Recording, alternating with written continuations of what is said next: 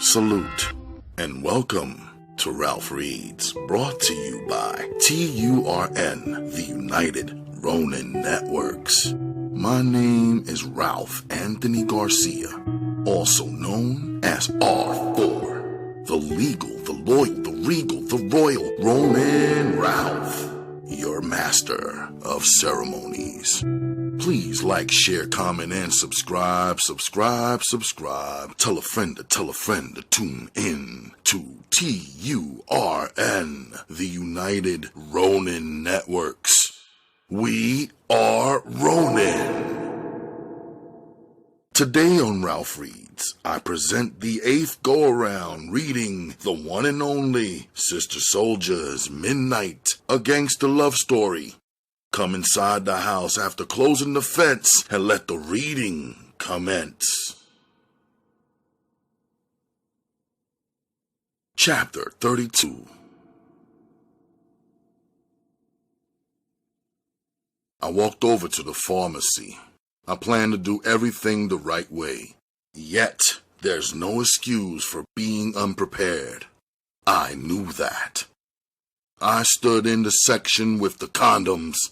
Of course I had seen the boxes before, although I had never purchased one and never even seen a condom outside of a sealed wrapper. I bugged out when I seen they had flavors, sizes, and styles. I began picking up different styles and types and reading the boxes. I probably looked as stupid reading over everything, trying to figure it all out. I didn't care. No one around here knew me. This wasn't my neighborhood. Superstar! A female voice yelled. It was the running girl who up until now I never saw except in the dark of the late night. She was standing over at the pharmacist's counter. I eased away from the condoms and walked over to her. "What's up?" I asked her casually. "You too cool for me," she said. "Here I am picking up my grandmother's medicine. I'm trying to hurry up, all worried that I might be missing your phone call. And you walk over here like it ain't nothing." "You're crazy," I said to her, smiling because she really was funny to me. She put both of her hands over her eyes like she was shielding them from a bright light. Then she placed one hand over her heart.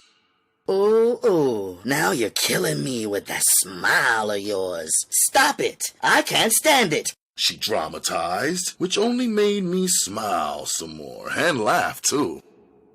"Am I supposed to believe that every time you see me, you go crazy like that?" I asked her. "You can believe whatever you want, but every time I see you, my heart starts thumping like this." She patted her hand against her left titty real fast. I cracked up. She slid the pharmacist her card and some money. He passed off a white bag stapled shut, sealed with a prescription paper. "Come on, walk me home," she said, touching my arm. "Come on," she added. I extended my hand to carry her books.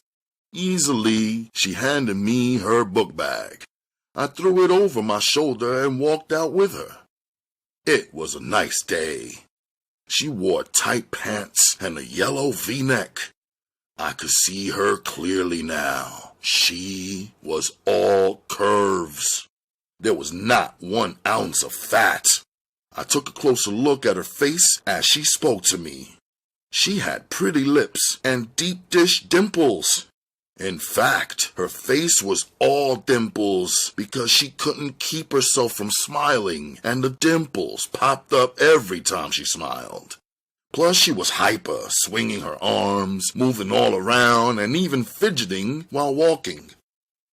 In the sunlight, I saw that she was a natural beauty, no makeup, just grease shining on her combed-down swirly bangs. "I can't believe I saw you today. Got you all to myself, walking around my way," she said, celebrating. "I'll walk you home, but I can't stay," I told her in advance. "Why? Because you got a girlfriend?" she asked again, still playfully. "What does that have to do with anything?" I asked her.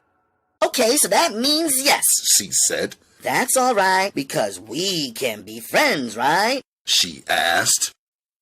I wondered if she even needed me to participate in this conversation. It seemed like she could ask me all the questions, but was too jumpy to listen for my answers. Or maybe she really didn't want my answers. I don't know. What were you buying in the pharmacy? It looked like you was about to get into a little something, she accused, then cracked up laughing, entertaining herself. Anyway, now that you know the way to my house in the daylight, you can stop by and see me. You already have my phone number, or should I give it to you again? Come on, say it with me now. She started reciting her phone number like it was a song. I couldn't really do anything but laugh again. This girl was straight comedy. She turned into a stoop with stairs leading into a brownstone row house. We walked the long way home because I wanted it to last, she confessed. What do you think my name should be? She asked me another crazy question that no one ever asked me before. Come on, look at me, then make something up. Whatever you say, that's what you can call me from now on, she pushed.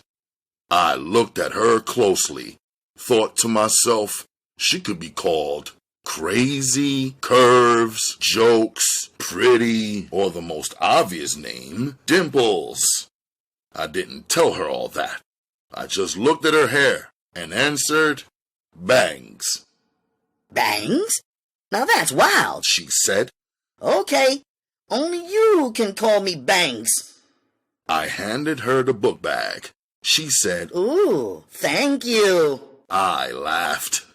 How old are you? I asked her. 14, she said. But I can be older. She gave me her first serious look. Is your father home? I asked her.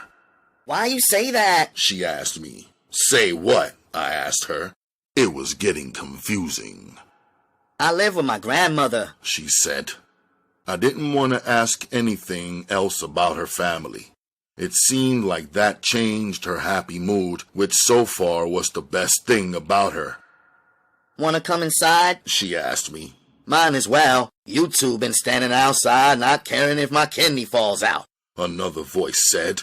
I stepped back to trace it. It was a much older woman. I assumed it was her grandmother posted in their front window. The window was positioned at the top of the stairs, so the grandmother could use it to see anyone who was entering their home. No surprises. See, now you have to come in and meet my grandmother, she whispered while pushing open her door. We went in. It was a big but narrow house. There were no lights on inside. The blinds were drawn and shutters closed. Everything on the inside seemed old. It had probably belonged to the grandmother for many years. We walked into the living room. The grandmother appeared out of what I assumed was her bedroom. She closed the door behind herself and stuck her finger up to her mouth as if to ask us to be quiet, even though we weren't saying anything. Grandma, I want you to meet my friend Superstar, Banks said. Jesus Christ, you kids and these names, her grandmother complained. Bangs ran out of the room. Nice to meet you, Grandma, I said. Oh, you can call me Miss Kelly. Cut out all this grandma stuff, she said. Pleased to meet you, Miss Kelly, I corrected myself. Oh, I like you already. Got you some manners. More than I could say for the rest of them, she said. Her every word sounded tired and heavy, like a complaint. The rest of who? I asked.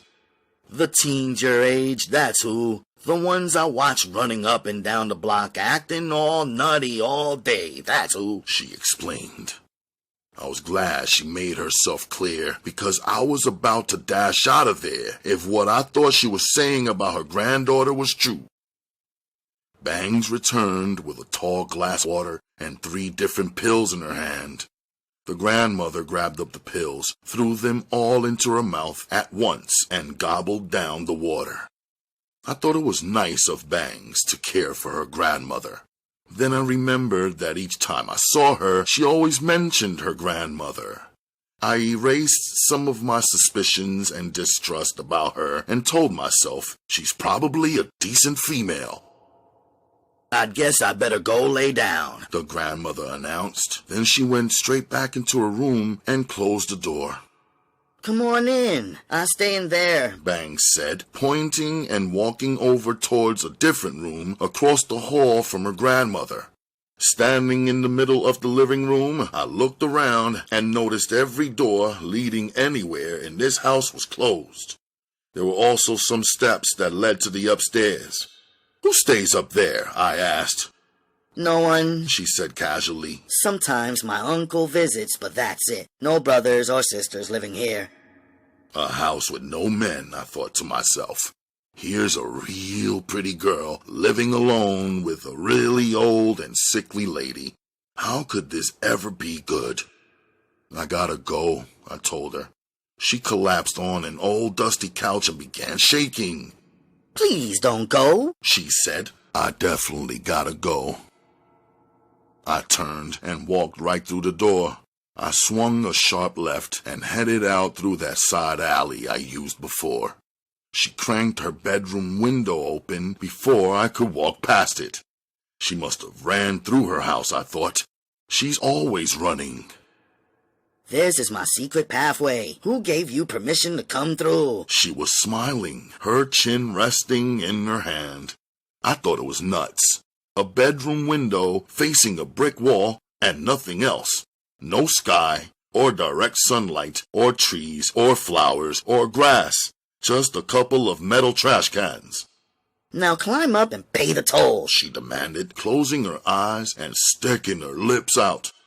"You're crazy, Bangs. For real," I said, walking off through the narrow path. Another narrow escape. "Hey! Catch!" she yelled. I looked back to something hurled, flying a crooked path through the air down the alley. I caught it and took a look. It was a box of Magnum condoms.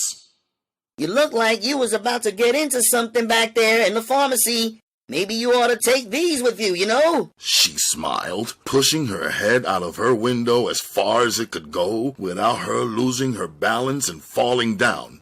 I walked back to her window, probably what she wanted anyway. She pulled back a little, relaxed now, seated in her window, still staring at me. Condom box was opened. I didn't know if it was before she threw it or not. I turned it sideways and dumped the packs into my hand and counted 15 condoms. I flipped the box around. It read on front, 15 condoms. I stuffed the packs back into the box and I handed the box back to her. "You take it easy, Bangs," I smiled. She dropped out of the window and onto her bedroom floor, I guessed. Then she jumped back up immediately and screamed, "You got that killer smile. Come on, say my name one more time," she begged. I was already gone. She wanted me to know that she's fucking. Now I knew. I walked straight over to the high school for the scheduled outdoor basketball practice. Chapter 33. Wednesday, after situating Naja, Uma and I went on a house search. There were 4 properties lined up for us to check out. We were smarter now, she and I, than when we first got duped into renting out our apartment in the fucked up hood we still lived in. The Bronx house we went to see had stairs that were caving in. The owner described it as a quote-unquote fixer-upper. The Brooklyn house wasn't too bad construction-wise, but it was situated next to an active weed spot. So many different faces kept moving in and out just in a half hour we were there. The Harlem house was across the street from the projects. Strangely, it was the only house next door to so many buildings. The house was sturdy, but was attached to 3 gutted-out buildings. No good.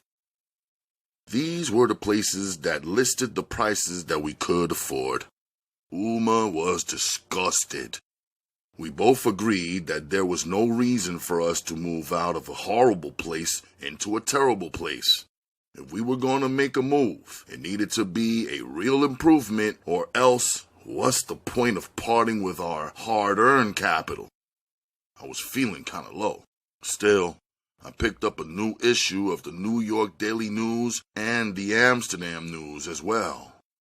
In a random bodega on the side of the Bon-Ton bin, I picked up a pamphlet listing houses for sale by owner throughout the state of New York.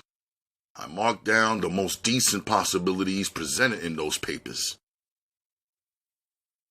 We sat silently on the floor with all the other fighters at the dojo. Sensei was up front setting up the class, then walking down the rows of his students, various ages, young and old. Sometimes us young ones were more advanced in skill than the few 18 and 19-year-olds, but the two old guys who showed up to the dojo regularly, they were not to be slept on. Amir was seated one row across from me and one row back. I saw he had a cut on his face, but I could also tell the 2-inch wound running vertically under his left eye and beside his nose was in the beginning phase of healing. He had his hands on his knees, and they were all scratched up. He had a fight with his girl, I figured. Some next stupid new shit.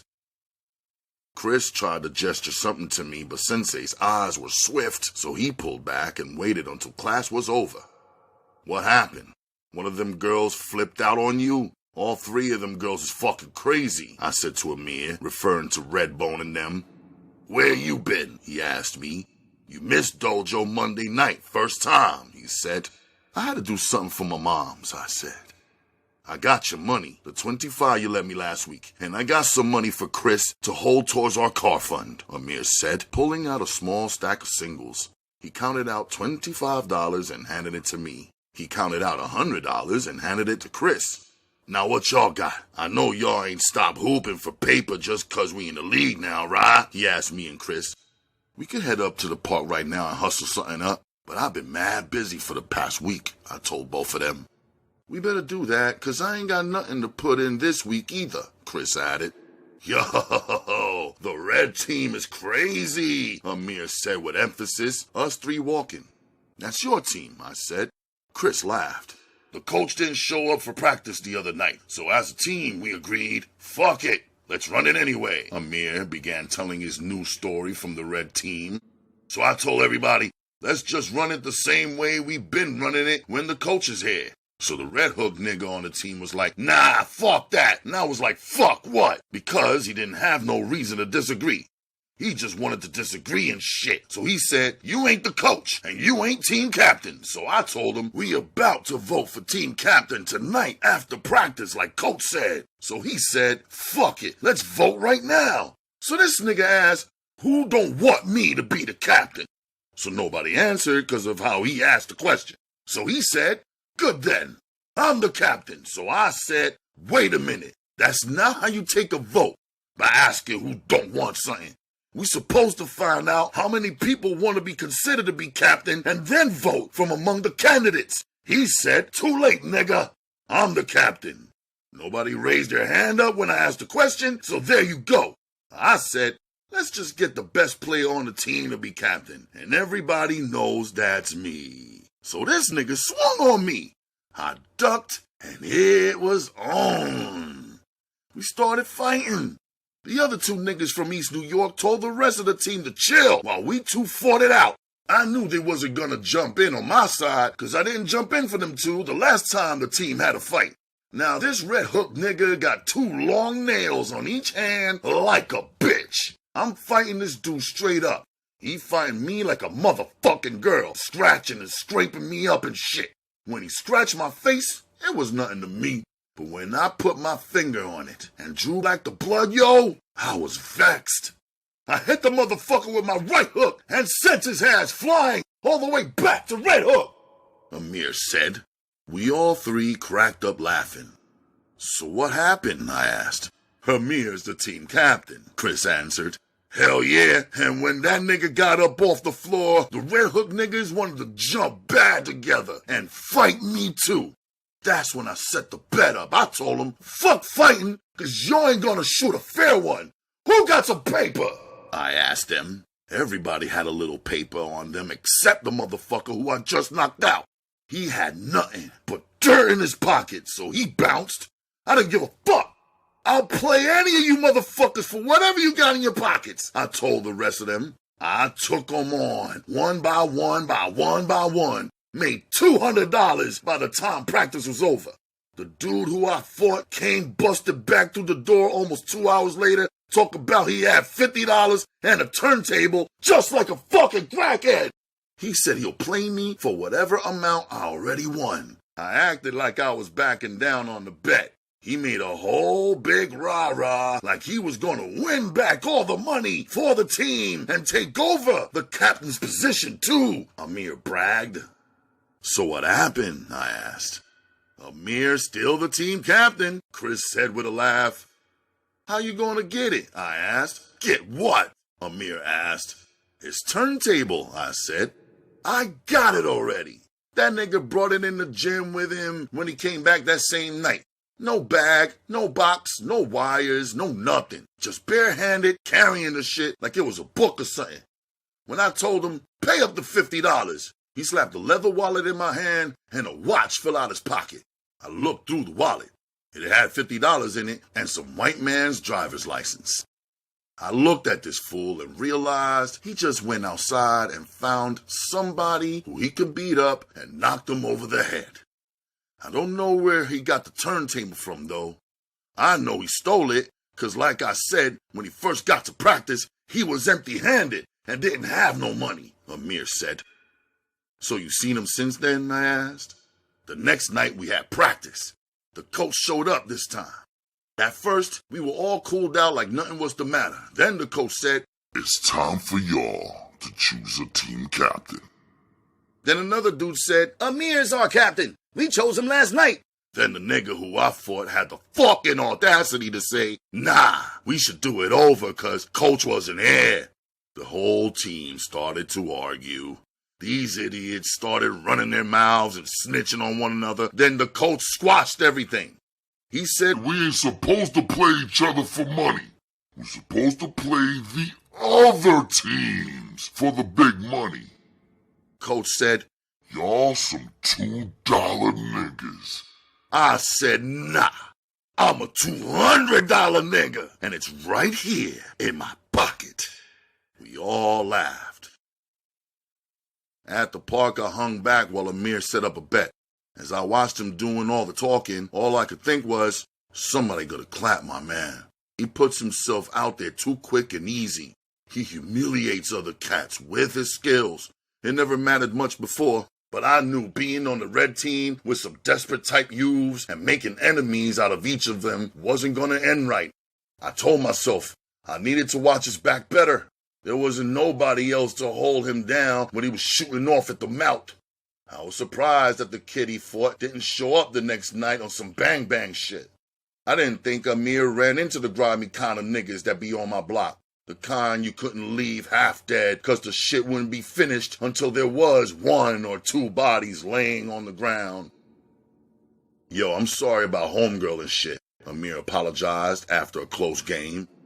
I'ma make her pay you for your clothes. You was chillin' that night. I know they cost you a grip.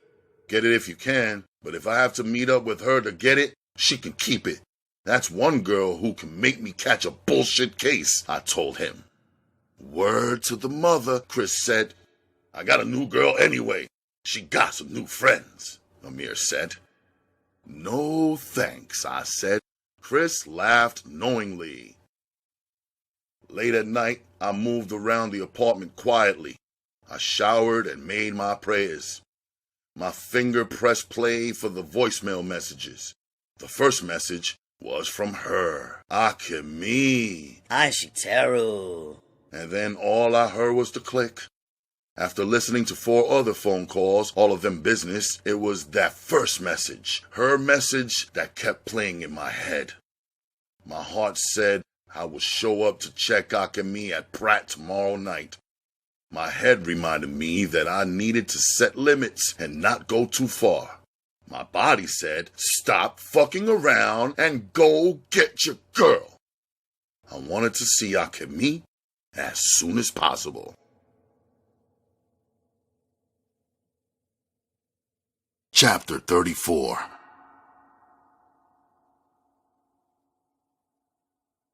Sensei wasn't going to catch me off guard today, I decided.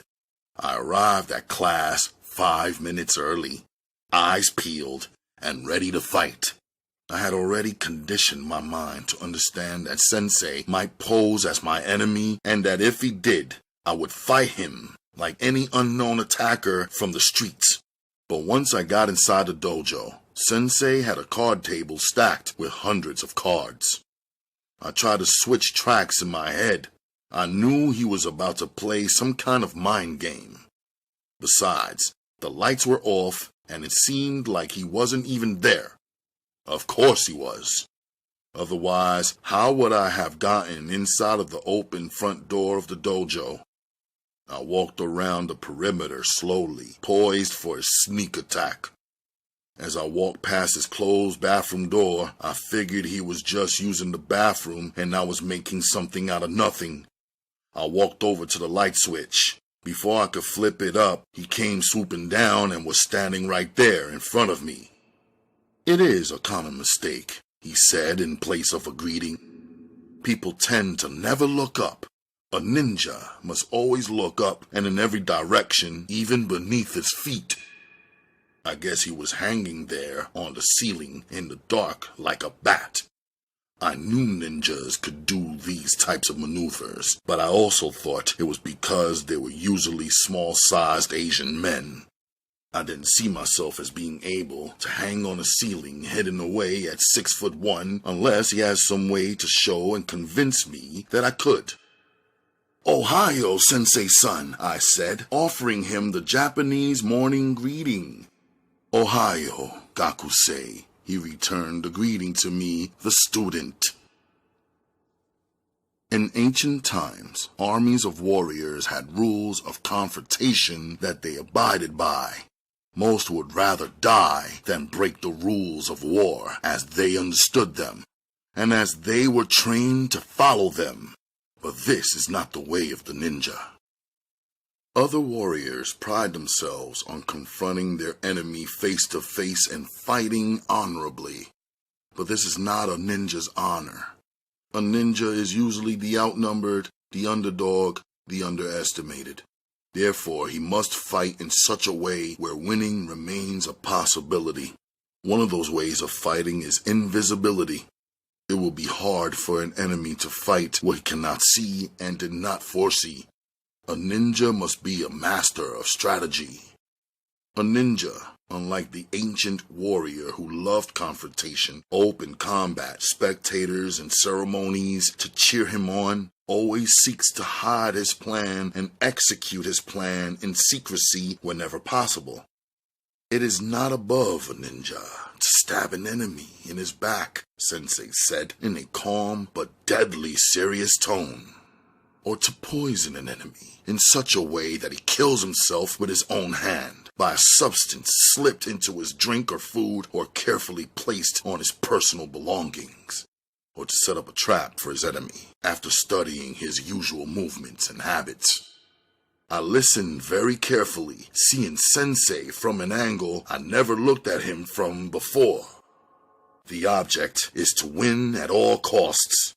The meaning of the word ninja is one who remains alive, one who preserves his life, the one who plans and fights and struggles through any circumstance, no matter how difficult, and remains standing at its conclusion. Therefore, in this complicated world, a true ninja of today's times would have to be careful but extremely swift thinker who uses everything within his reach to achieve his goal. A thinker, I repeated. Yes, he confirmed. This is why a fool could not be offered this knowledge which I am offering to you. A fool doesn't think matters through. A fool does not know the difference between his enemies and his friends. So with these skills that I am teaching to you, a fool will destroy everyone, including himself. Your ability to think through situations is what gives you a great advantage and a great civility. You can kill, but you are not eager to kill. You won't kill your friends or family, but you will kill your enemies, and you will be 1,000% certain who your enemies are because you have been thinking and watching and observing them all along. But what about a man who makes himself my enemy on the spot without warning? I asked. This is not probable. In most cases, your enemy has been there all along, just as I was here in this room all along. Your enemy has most likely warned you through his words or gestures or his energy even. You just failed to see him as you failed to see me, Sensei said calmly. I didn't like the word failure that Sensei had thrown around in my last 2 weapon sessions. I did not want to be called a failure. I did not want to actually be a failure either. After his words, Sensei taught me how to size up a room whenever I entered it. He had me search the back room of the dojo. At first, I thought it was useless. Other than the card table and chair, which had never been in the room before, the room was empty. But rather than fail, I took a much closer look. After an hour, I discovered the secrets of the construction of the room. I found the door in the ceiling that Sensei dropped through. I found an unmarked exit that appeared to be a smooth wall. I found a floorboard in the corner that, when pressed at the right point, led to a downstairs closet I never knew existed after 7 years in the dojo. Is there anything else? Sensei questioned me. I had been observing and searching an empty room for more than an hour. Other than a dummy and items Sensei had stored in his closet, I was certain I located everything. Do you think your enemy will give you the luxury of time to search his place? Of course not, I responded. Then you must become more swift with your observations. Sensei pulled something from below the silver card table. It was daytime and the lights were bright, but I could not see what he was maneuvering. He tossed it. You would have been dead. His concealed mock shuriken hit my chest and fell to the floor. When I checked underneath the card table, there were 2 real knives taped beneath it. There was no way to see them without crawling directly under the table. I guess I was becoming more aware and alert than ever before. As I was being trained, I began to look at every item in the room, no matter how small it was. I began to think of how each item could be converted into a weapon or a defense. Of course, I noticed Sensei's rope hanging on the wall, but that was too obvious. I am certain he left it out there purposely to encourage and challenge me. He did well because I planned to tie him up to a chair as he did me. But I would have to work on my technique and execute it when he least expected it. The second 2 hours of weapons class had me tight. After a strenuous workout, Sensei ordered me to take a seat at the card table. He instructed me to build a house from the hundreds of cards he had there. My mind and heart was already sped up from the morning challenges. I did not want to slow myself all the way down to build a house of cards. Besides, I didn't want to be an artist or architect. I'm a fighter and a businessman. I sat there, staring at the cards. Do not leave until you have utilized every card and built a house which is standing, Sensei instructed me. Then he walked out of the training area into another room, probably his private office. Even bricks are held together by cement, I thought to myself. How would I build a house of cards? No glue, no nothing. It took a half hour for me sitting there to move beyond my anger. Sensei was right when he said, anger blocks success, because anger shuts down a person's thoughts, which paralyzes a person's skills. I could have got up and left. I didn't. I picked up 2 cards to see how I could lean one against the other and make them both be standing when I removed my hands. 4 hours later, I was still there, stuck in weapons training with no food, no water, and no break for 6 hours total. I had to block out the sounds of the fighters in the main room of the dojo. I put the last card on my 4-story structure, hoping it wouldn't cause the entire roof to cave in. There had been 2,000 cards in total. I eased my chair away from the table slowly and carefully.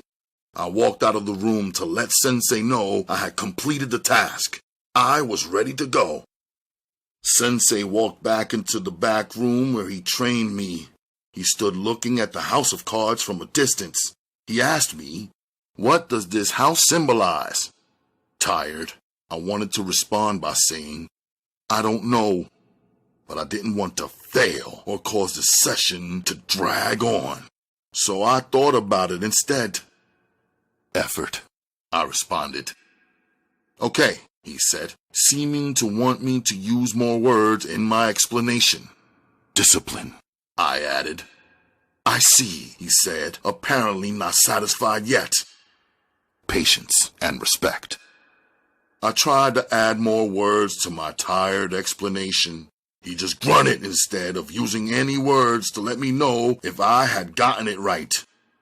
"Hard work takes careful effort," I said. "It could be," he said, moving towards the table to take a closer look.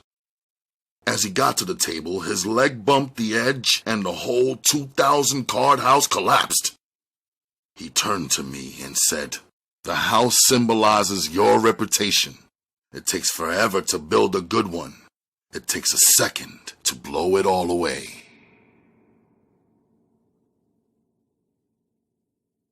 Chapter 35. On the train, I wondered if Allah only talked to me, or was Allah speaking to every man, planting thoughts and requirements and boundaries inside of his heart and head. If he was talking to every man, how come there was no evidence of this fact in each man's actions? If Allah was speaking only to me, or even only to a handful of men, why was I and a few of them, if they existed, chosen to be and do so much more than the others? Why was Allah's standards so high? Maybe I was bugging, lightheaded because I was hungry. After a pizza slice, I arrived at City Hall, the building with what seemed like hundreds of offices. There was someone in charge of every question anyone could ever ask. I just had to figure out how to get one of the workers there to listen first, give me a straight answer second, and get up off of their asses to do what they get paid to do third. I collected the 100 questions Uma and I would need to study to accomplish receiving our citizenship papers. Since we had already completed every other part of the process and had lived in the country the required amount of time, we could come down to City Hall on any Monday or Wednesday with our green cards and paperwork, get online, and get this entire process finished by answering some questions correctly and reciting some shit that we needed to memorize. Then, we would be citizens of the United States. I finished up early, so I headed over to Akemi's family store instead. She was outside, standing under the canopy, selling their accessories. Akemi smiled. She was back to wearing her jeans and kicks, standing much shorter than when she rocked her heels. She wore a turquoise collar top and a matching turquoise sweater. As she walked down the 2 steps in front of her store, she took the sweater off and tied it around her waist. Now her turquoise top was sleeveless. Today, no bra. Her hair was pouring out of the back of her bandana. She kept her hands in her back pockets, which made her mango-sized breasts poke out on her petite frame. Her jeans rode the curves of her hips. I pushed myself to concentrate. We were both kind of frozen there, aware that her uncle was watching us through the glass door. Sachi stood watching us too. She hurried outside, bold and unembarrassed at staring into my mouth. I guess she was preparing to record my every word to report back. "Let's walk?" I asked Akemi, pointing. She nodded yes and ordered Sachi back into the store. No sooner than the little girl left than she returned with her uncle, who stood outside the store and under the canopy, looking in our direction blank-faced and pretending nonchalance. Sachi kept him company, doing cartwheels and flips outside in front of his store, causing the walkers to move out of her way. "You have paint in your hair," I told Akemi. She looked at me puzzled. I touched the bottom of her hair and brought it around her face so she could see the yellow color. She laughed. "Arigato." She thanked me. "Art," she explained. She pulled out a paper out of her back pocket, brought it out in front of herself, and unfolded it for me. It was an advertisement, a huge Ferris wheel at an amusement park. She pointed it to herself and then pointed towards me. It was easy to see she wanted me to take her there. "Saturday," I told her. I held up 4 fingers.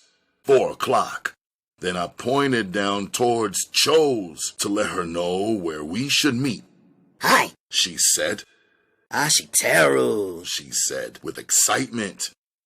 There goes that word again, I thought, but didn't know the meaning. Her eyes were searching me for emotions. Her uncle's eyes were searching me for a wrong move. I started to turn and leave. I paused instead. Sensei's lesson today had reminded me to use everything within my reach to win. It was only the language that made every move so difficult. It was me depending on either her older cousin or younger cousin to translate what was going on inside of their families' heads and Akemi's world.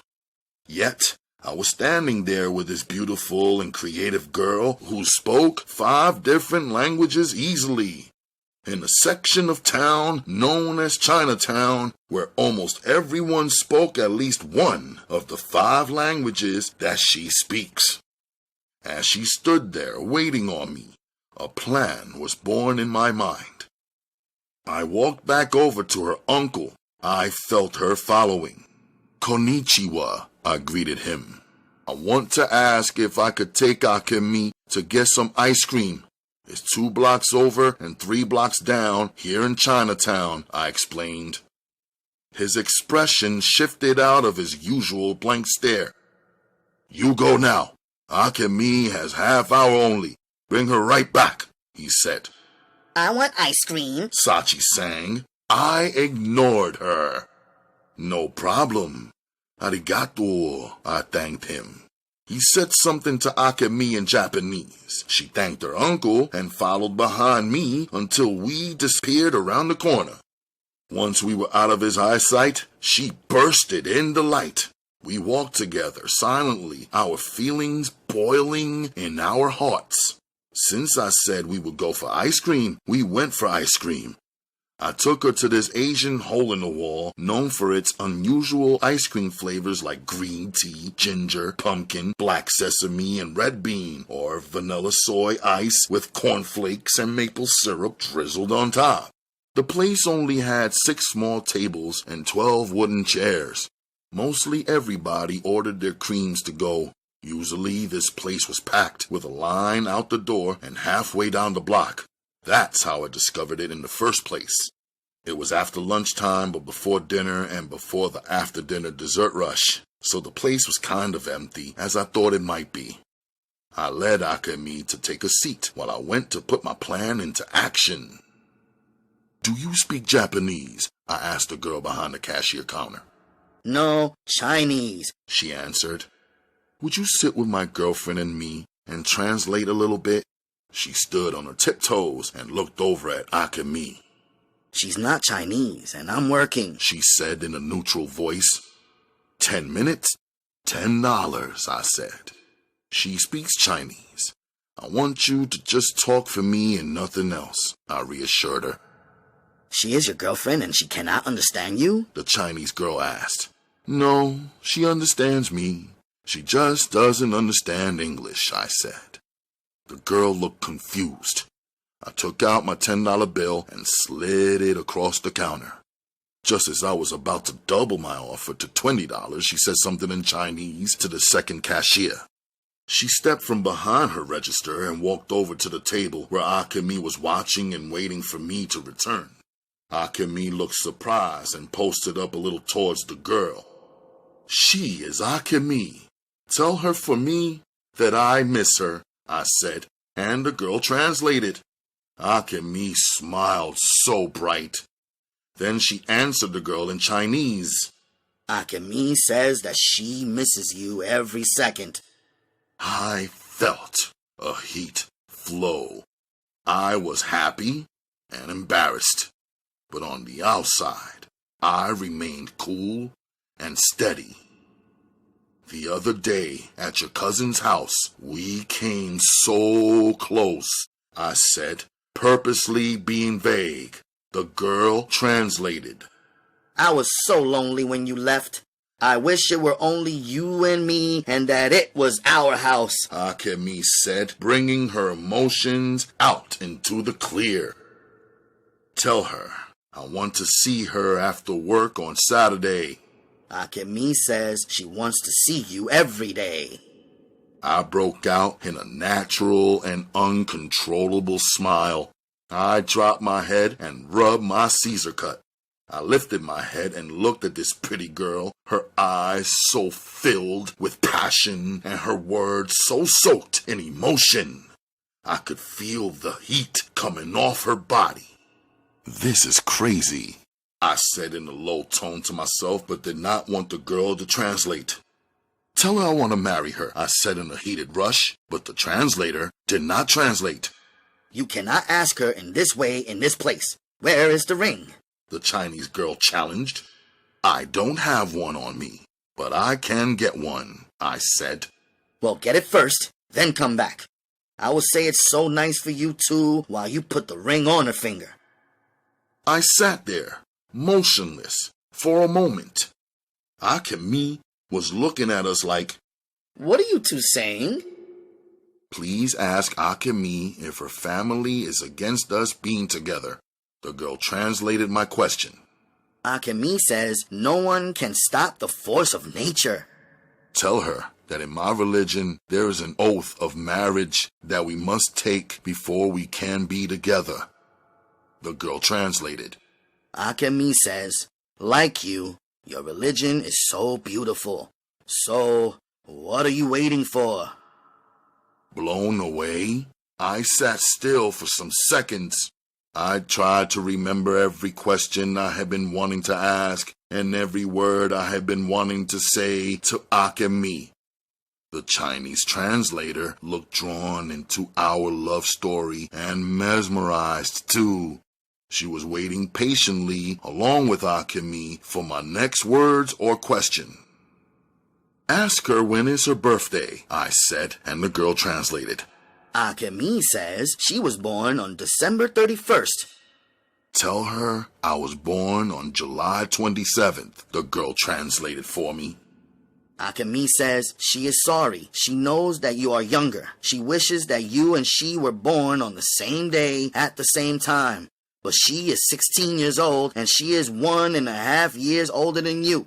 She hopes you do not mind.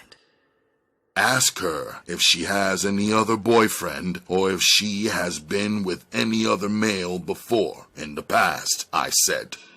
You can't ask her that. The Chinese girl raised her voice. Ask her, I repeated. The girl cast her eyes down as she asked the question more softly than the other words she had spoken. She listened intensely to Akemi's response. Akemi spoke softly and slowly as if every word she chose was special and serious. Akemi says The first time I saw your face, I knew I belonged to you. It is the first time I felt what I have never felt and still feel. The first time we kissed was my very first kiss. I was feeling that you would feel that in my hunger and in my touch. The first time that we make love will be the first time that anyone has made love to me, although you have already made love to me in my dreams. The Chinese girl loosened the top of her uniform and wiped some new perspiration from her forehead. I leaned back and let Akemi's poetry soak into me. Akemi sat looking directly into my eyes as if the translator was not even in the room with us. I went into my pocket and pulled out my small notebook where I kept information for Uma designs. I opened it to a clean page and told the Chinese girl to ask Akemi to write down the address of her father in Japan. After Akemi heard my request, she hesitated. The mention of her father was the only thing that she seemed unsure of. Suddenly, she picked up my pen. As Akemi's pretty fingers glided across the small sheet of paper, writing out her father's address, I thought of how I had fought many men in my lifetime, but I never felt as strong a challenge to my manhood as her placing her life into my hands so willingly. Being close to her was like being underneath a natural and powerful waterfall. There is no way to resist the current of the water pouring down from every angle and forcing humans and even the hugest animals to move with its flow. Tell her to leave everything to me. I'll need some time, but I will still meet her on Saturday at 4 p.m. after work, the girl translated. Akemi answered, Hi, meaning yes. I thanked the girl for helping my life. I gave her a $10 tip. Aren't you two going to have some ice cream? She asked me. Maybe some other time, I said, not wanting to get her back to work late. As we turned to go, I asked, one more thing. Will you ask what Ashiteru means? Ashiteru? The Chinese girl repeated. I told her yes. Ashiteru. The Chinese girl translated my question to Akemi. Akemi answered her. Akemi says, Ashiteru means I love you. As we walked back to her family store, I could feel my heart beating in my eardrums. I could feel her heart beating in the palms of her hands. In a love daze, I bounced back to my Brooklyn block to scoop up Naja. Even though Miss Marcy was all set up to babysit, I preferred to have Naja with either me or Uma before the sun went down each evening. Naja knew how to sit quietly and be calm. Besides, this little schedule change would only last for 1 week. Small sacrifice from me. I like the way you fly, Naja said to me after watching us train on Thursday night at the dojo. Do you think girls can fly like that too? She asked. Anyone who trains to fight can learn to fly, as you call it, male or female, I answered. After a pause, I added, like the girls who do gymnastics, they can fly too, right? I've never seen them, she said, unconvinced. Well then, I better find out where they are and take you to see them, I offered. Would you like that? Definitely, she said. But I don't want you to fight, I cautioned her. I'll fight for you. And when you grow up, Souljah, your husband will fight to protect and provide for you. But what if you're not there when it's time for me to fight? And what if I'm not married yet? She asked. You are never left alone, I reminded her. Someone who cares for you is always watching over you, I said. But it's not the same thing. No one can fly like you, except your friends, she said, like she had thought about it and was so sure. Okay, good point. I will train you to defend yourself in certain ways, I said. When then? When does my training begin? She pressed. On Sunday, Family Day, I promised. She made a frustrated face and huffed. Always on a Sunday. We met Uma at her job 10 minutes before midnight just to be sure. On the train ride, I showed her the 100 questions we needed to study to pass the test of our citizenship papers. I translated the information and pointed out how easy the test would be. Simple questions like who was the first United States president and who is the current United States president, and little things to recite and facts to remember. Don't worry, we'll study together, I assured her. And I'll test you every day, Naja said in her sleepy voice. At 1:30 a.m. in our little Sudan, I confided in Uma as always. I have something else to recite, I said to Uma. She sat waiting for me to explain. The nikah. I would like to take Akemi as my wife, I said solemnly. Does she agree? She does.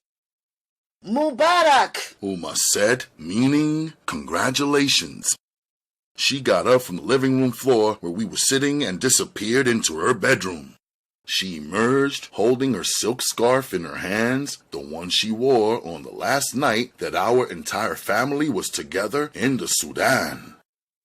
Sitting down, she untied the scarf bundle, revealing the contents I knew were inside. Her treasured and exquisite jewels, the one she was wearing on her last night of seeing my father. With the jewels in close view, glistening under Uma's night lamp, the seriousness of my taking a wife sunk in even further. It was deeper than Akemi's beauty and charm and intelligence and creativity and passion. If my mother sat poised to part with those items which my father selected and purchased specifically with Uma, his first wife and love of his life, in mind, then this was a huge responsibility and a very warm acceptance of Akemi into the fold of our family. Give her these, Uma said as she separated the jewels that she would give away from the ones that she would keep to herself. As I watched her pretty fingers maneuvering, I saw the uniqueness of each of her bangles, the engravings and designs, the careful attention to details, the specially selected charms that dangled from a particular one of them, the clear princess diamonds, and trillions as they sparked. I cannot separate you from your jewels, Uma. Oh, you can give yourself to Akemi? She can give herself to you. Yet I cannot give her some jewels when you are worth so much more? She sat waiting for an answer. I did not say one word. I can be moderate then. I'll gift her 4 diamond bangles, 4 gold bangles, and a pair of earrings. She rearranged the jewels to match her words. I looked at her beautiful enthusiasm. Uma was big-hearted. Her jewels were worth even more than the jewels that Fawzi purchased for his new wife. And of Uma's chest of jewels that were left back in the Sudan, these pieces were the only ones she had with her here in America. My father did not have to go through India to acquire authentic gold and clear diamonds. They were pure and original in Africa, buried in the soil, drifting in the waters, mined and sold in our shops. The bangles, yes, but not 4 of each. 2 diamond, 2 gold, and you keep these earrings for yourself. I'll purchase some earrings for Akemi myself, I told her. You keep the bangles and the earrings for her. Use your money to purchase a ring for her finger, Uma insisted. You keep your earrings, I said solemnly, as we went back and forth over what were pieces of my father, quote-unquote, or at least pieces of our memories of him, her deep love, and my awesome admiration. I had seen Uma refuse to pawn these same earrings once before when we were in Egypt. An Arab offered her 10,000 pounds for them when they were actually worth 50,000 pounds.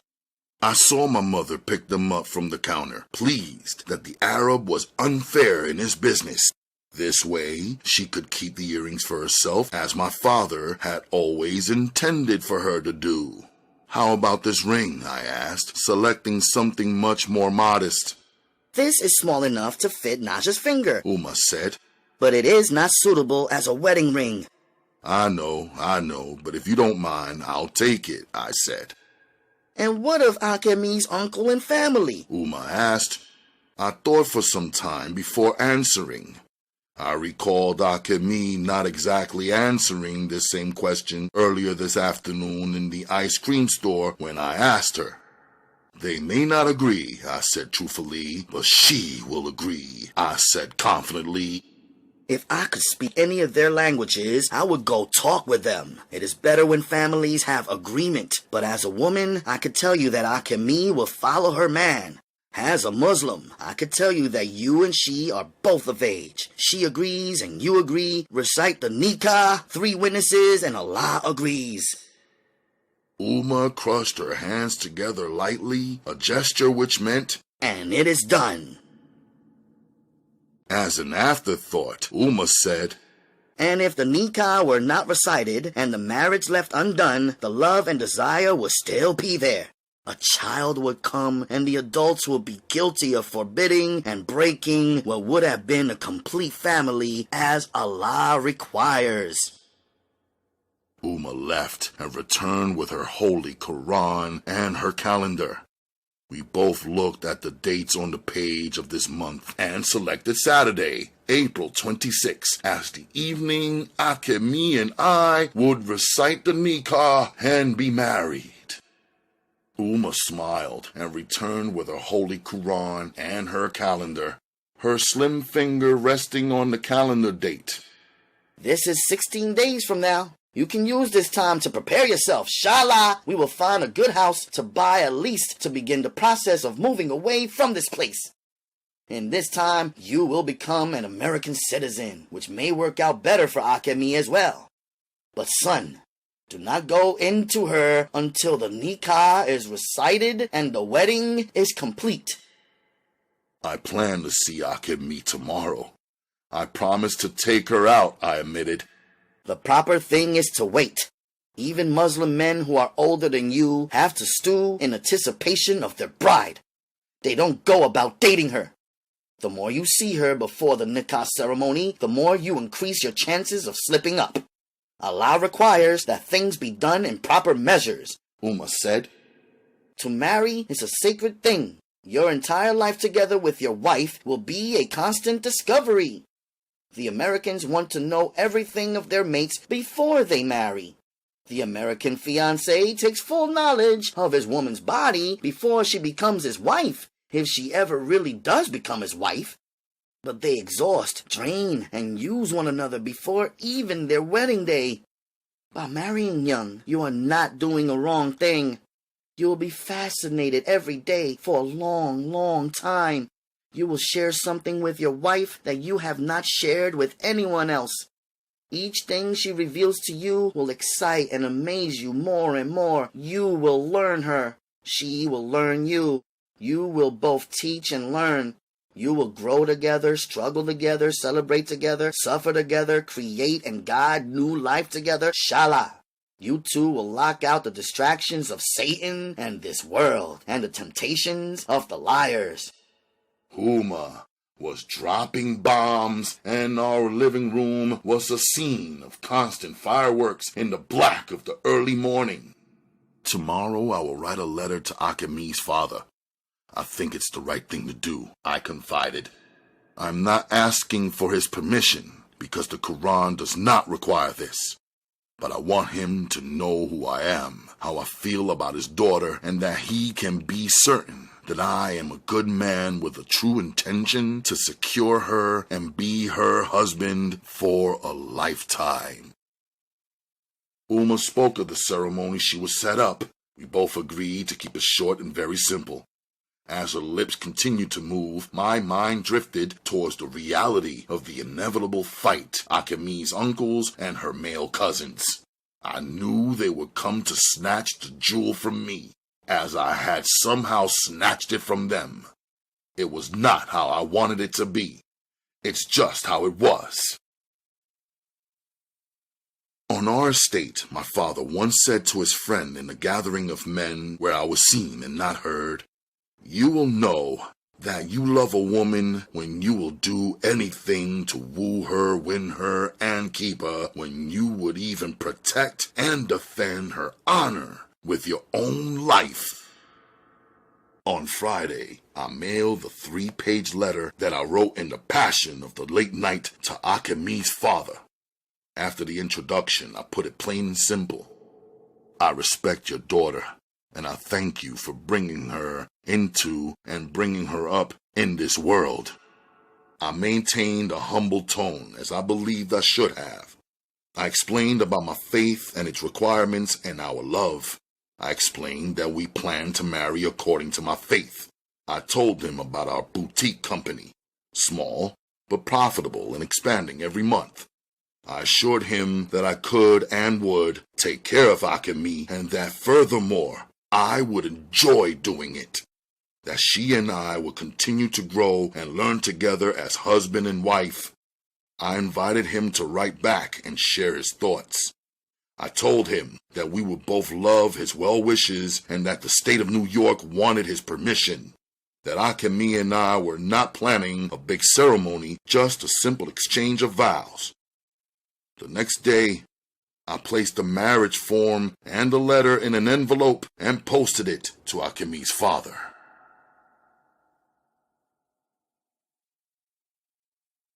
Chapter 36.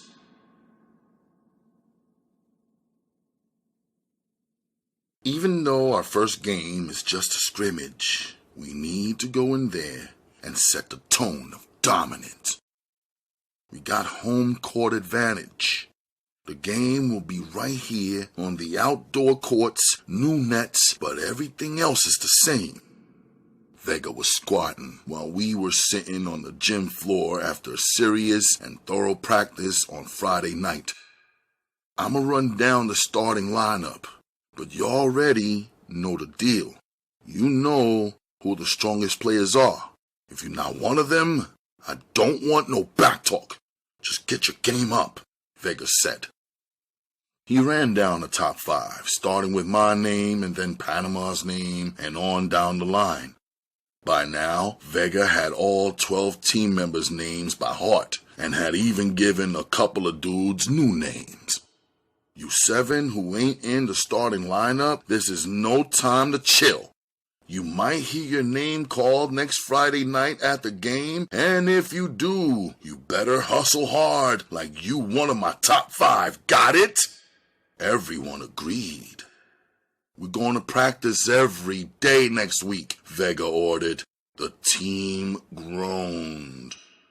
Whatever else you into, you gotta put it on pause.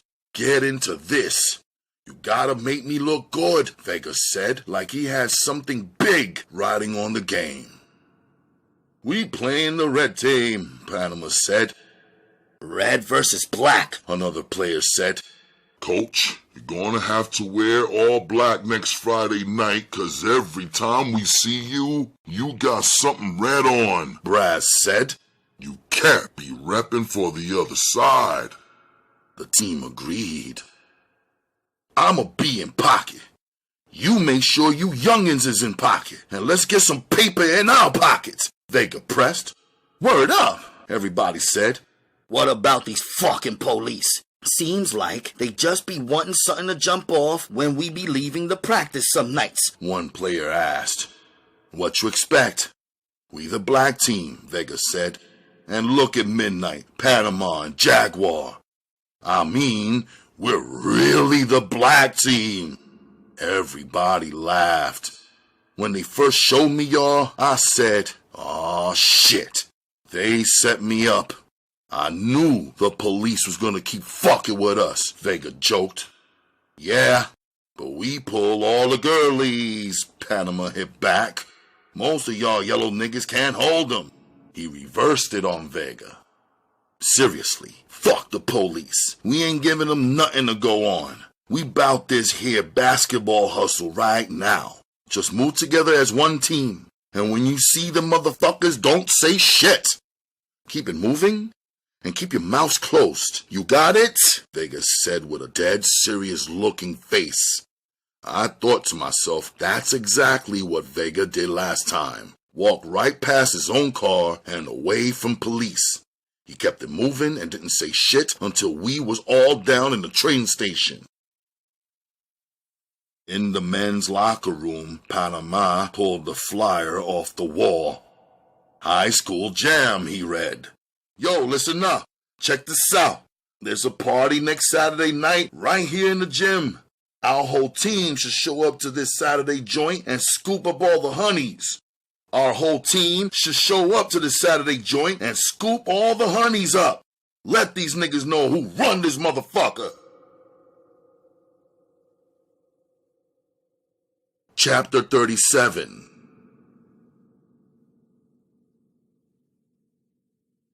Cho hit me with my cash on Saturday. His store was mad busy from early morning, so he was caked up. We worked the spot like we'd been together for years. Served each customer swiftly and moved them right out. At 3 p.m., when my shift ended, a new wave of customers showed up. I stayed and grinded with him until it all lightened up and cleared out. He counted out $180 and put it in my hand. It was the most I ever drew in one day of work at the fish spot. It amounted to $20 an hour on a 7 a.m. till 3 p.m. shift, plus 1 hour overtime. Akemi showed up. I saw her through the window. Cho saw her too. Japanese girl looking for you, and flashed a rare funny smile, closed lip, and revealing none of his teeth, the corners of his mouth pushed up. I ran down to the basement, showered and changed. I had to be fresh all over. When I came around the corner, she was on the side of the building like when I first met her. She switched her style up again today. She had her hair zigzag parted like a ghetto girl and pulled tight. The long ends were braided and wrapped around in two wicked braided buns that sat on both sides of her head like ram's horns. No gloss or lipstick, just a splash of glitter that made her eyes sparkle more. Soon as she saw me, her pretty natural lips parted and her smile spread wide. She stopped leaning on the wall and stood waiting. I wanted to take her to the store and buy her some pants to wear underneath the white linen dress she was rocking, but I took her to the jeweler and bought her some diamond studs instead. No gift wrap, I told him. Just clean them up with the machine and get me some alcohol wipes. I took her earrings out, cleaned her earlobes with the wipes, put some alcohol on the stems, and poked them through her 2 holes, which had healed nicely. When I looked at her, it was perfect. Diamonds rocked with linen and expensive clothes like the ones she wore needed to be complemented with authentic jewels. They looked clean. She looked clean. It set me back money-wise. I had to dip into the money in my left pant leg that I usually keep just in case. But I was learning that when you are really in love with a female, you don't give a fuck about spending your money on her. Fingers, not chopsticks. That's what we used at the Ethiopian restaurant where I took her for dinner. Now, she was addicted to flavor. She was real excited by the dishes of spicy foods. She dipped 2 fingers into a tiny sauce bowl and sucked them. Her pretty eyes filled with water from the heat of the peppers. I could tell she loved the scenery, the pictures, and cloths in this African restaurant. Her eyes shifted slowly from wall to wall and carving to carving. Everybody's body swayed some to the voice of Bob Marley seducing his girl to turn your lights down low. On the warm streets of New York, her legs looked pretty in wedged espadrille heels with a thick, pale pink ribbon that crisscrossed around her ankles and up until just below her knees like a ballerina in pink toe shoes. We walked in and out of some of the Manhattan shops, her curiosity constant, me waiting on the sun to ease down. Amusement parks always look better in the night. On the train, I sat her on the inside. We rode hand in hand to Coney Island, home of the greatest ghetto amusement park. I passed on the idea of dropping 200 or 300 at Great Adventure in New Jersey. Besides, in Coney Island, there were no searches or metal detectors. She didn't mind. When she saw the rides, the lights, and the swarms of people, her eyes lit up. She was having a blast and wanted a little taste of everything. She wanted some cotton candy to try. I bought it. She took 2 bites, and that was it. She ate a tiny piece of funnel cake, but mostly slid her finger in the confectioner's sugar, then sucked it.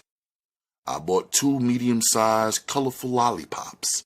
She left them in the wrapper, stuck one on each side of her braid buns, and rocked them just like that. Most of all, she wanted to ride the Ferris wheel. We got online. The metal cages swang down one by one, with couples jumping in and threesomes stuffing themselves in, then being ordered out. I helped Akemi inside, then climbed in myself. The joint rocked back and forth. "Pull the safety bar," the attendant reminded us. He left then to hit the switches. The wheel jerked and took off. While the wheel spun around, we looked at the people way down below and the colorful lights that lit up the area. We could even see the dark waters of Far Rockaway Beach. I thought about how this was the first time in a long time that she and I had been alone. Now, we were hanging in the air, swinging back and forth, trapped in the cage. She put her hand on the back of my neck. We started kissing. Between the rocking and the light wind blowing into our faces and her breathing and the spinning and the feeling of dropping when the ride swung down, the sensation was crazy. The metal bar held our bodies back in one crazy, uncomfortable position. But I could feel her tongue and her lips, and I was sucking her soft, smooth, and pretty neck. When I touched her bare leg, she moaned. It was a kind of whining like a cat. She leaned her head back like the feeling was too much. Then suddenly, the ride jerked, then stopped. We just sat there. "Come on out.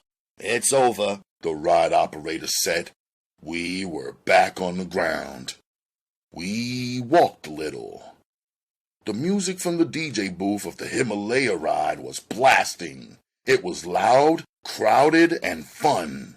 Next, we hopped on a line for the El Dorado bumper cars. It was a mad rush, like everybody had the same idea at the same time and wanted to get on the same ride. But as we stood there, I could see that every ride was packed with people trying to get on. It was a slow-moving maze.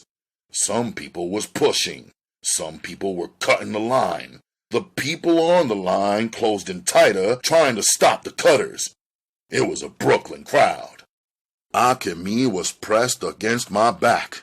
When the heat from her body disappeared, I turned to her. Akemi gasped, and I figured someone had stepped on her foot. Then I saw that a female had her hand around one of Akemi's braided buns and was pulling her backward by the hair. She was falling. Just as I grabbed her away from the girl, another girl's fist came crashing down on Akemi's face. Akemi dropped to the pavement. "You picked this Chinese bitch over me? You must be fucking crazy!" The enraged girl screamed. Her face was all contorted like an evil comic book monster. I took one real good look at her. It was Homegirl, backed up by a group of her female friends, including Redbone. Hurt and shocked, Akemi held both of her hands over one eye. I picked her up from the ground and put both my arms around her. I froze. If it was a male attacker, I would have killed him. A group of boys, I would have fought them all. But it was a group of girls, led by one crazy broad. On instinct, I pushed homegirl out of the way so I could get Akemi out of the overpopulated fenced-in line. Homegirl fell backwards but up against the bodies of her friends who caught her. They all started screaming, and 3 of them threw their drinks onto Akemi's dress. That's what you get, bitch! Homegirl yelled. Fry me some chicken wings, bitch! Redbone screamed. Paint my toenails, bitch! The other one barked. And Brooklyn, don't wear white before Memorial Day, bitch!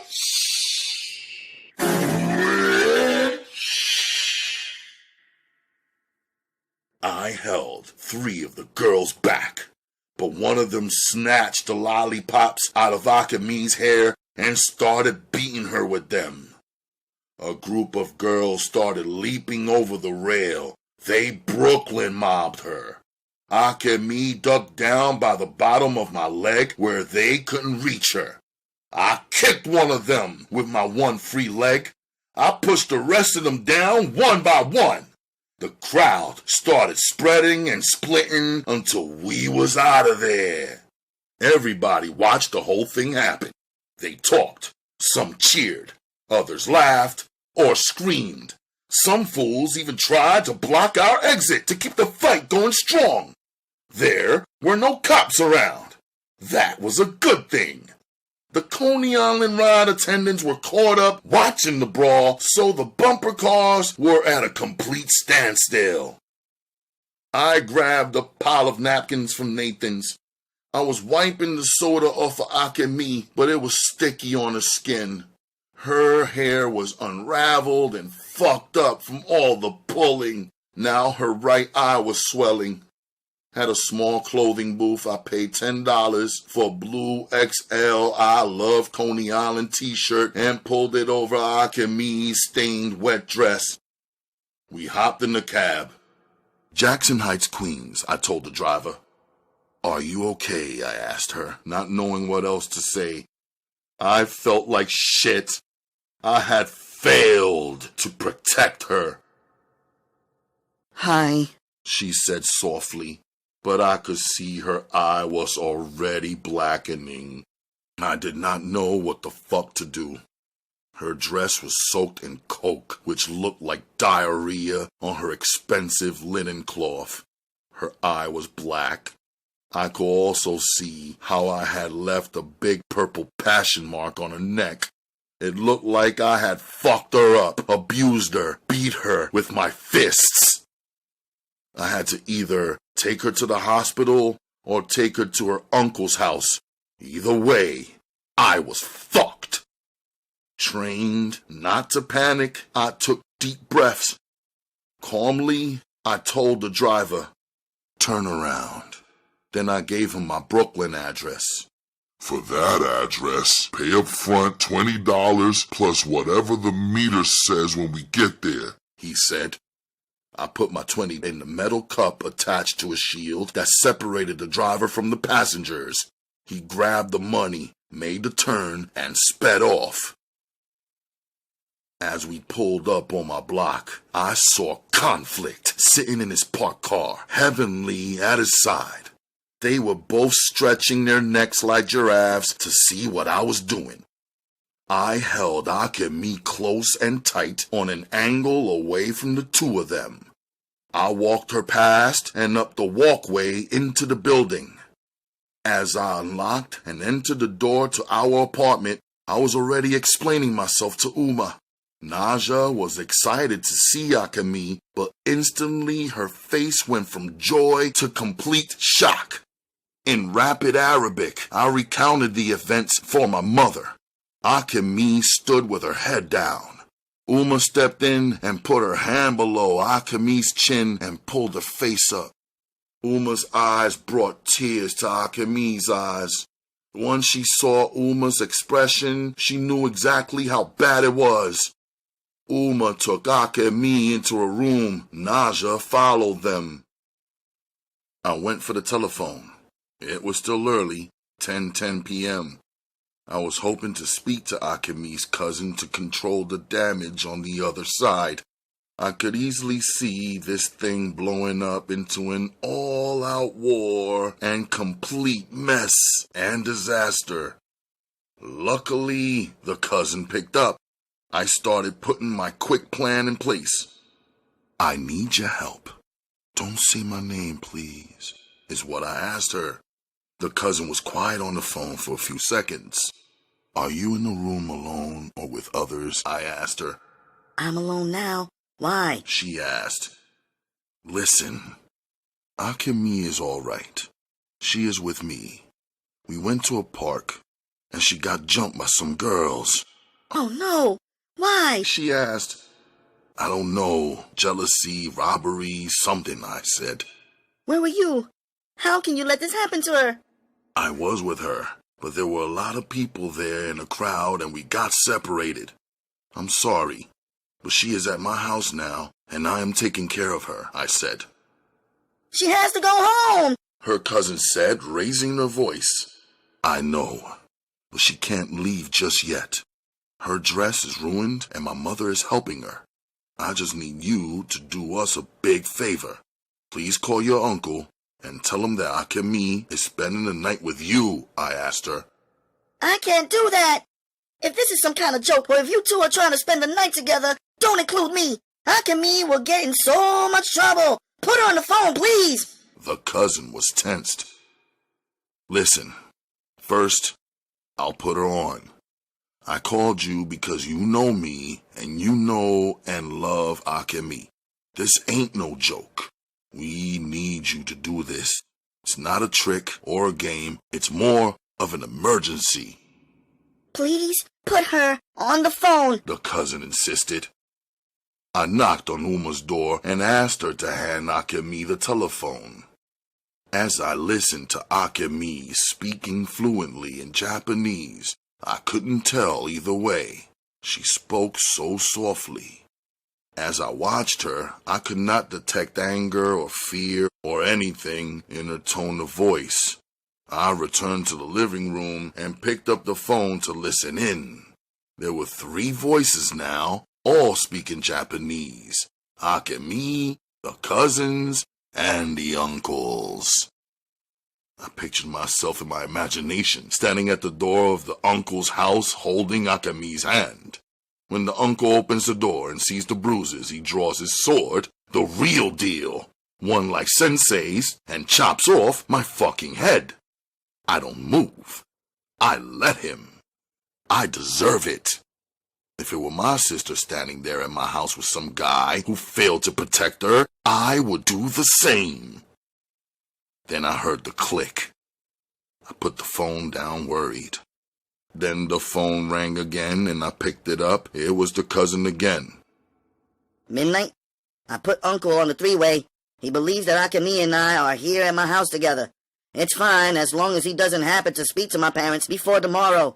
If this thing backfires, I am so dead. I did this for Akemi's sake, but she promised me she wouldn't. Her voice trailed off. I won't, I promised. My mother and sister are here too. I have some respect, you know, I reminded her.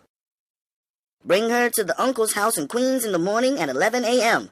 No one will be home because they will all be in Chinatown at the store by that time. I'll leave my house early and meet you two there. I'll take care of the rest. Now she sounded confident. Thank you. Don't worry. Call back if you have to, I told her. Uma had Akemi lying down on her head. She had prepared a solution in a silver dish and was dabbing it onto Akemi's eye. Then she placed the ice bag she prepared over her eye. Naja watched intently. Akemi seemed relaxed and somehow to enjoy the attention and affection. I understood. Uma had that effect.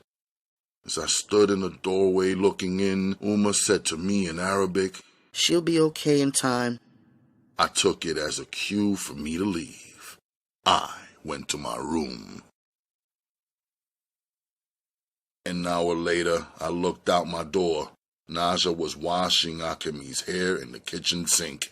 She had her bottles of Uma's female potions, rose water, and lavender, and tangerine.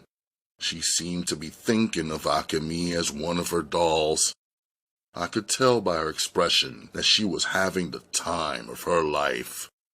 Uma was smooth at working her magic. Now the white linen dress was soaking in the bathtub in some kind of cleansing solution. I didn't think anything could remove those dark brown stains. Meanwhile, Uma was speed sewing. I've seen her do it before during some important rush job. Akemi ended up sitting on a huge pillow on the floor, freshly showered and wearing one of Uma's beautiful robes. Her hair was still moist. She had her arms wrapped around her legs. Her long hair covered up the blackened eye, the other eye peeking out. She still looked beautiful to me. Some scars and bruises are erotic if you could just look at them and block out how they got there. Plus, she had 10 perfectly shaped, unblemished, creamy toes. I walked near her and went into my jeans pocket. I sat down and placed a small diamond ring onto one of her pretty toes. I raised up. Uma looked up from her work, caught me staring at Akemi, and smiled. She said, "This is how you got into this trouble in the first place."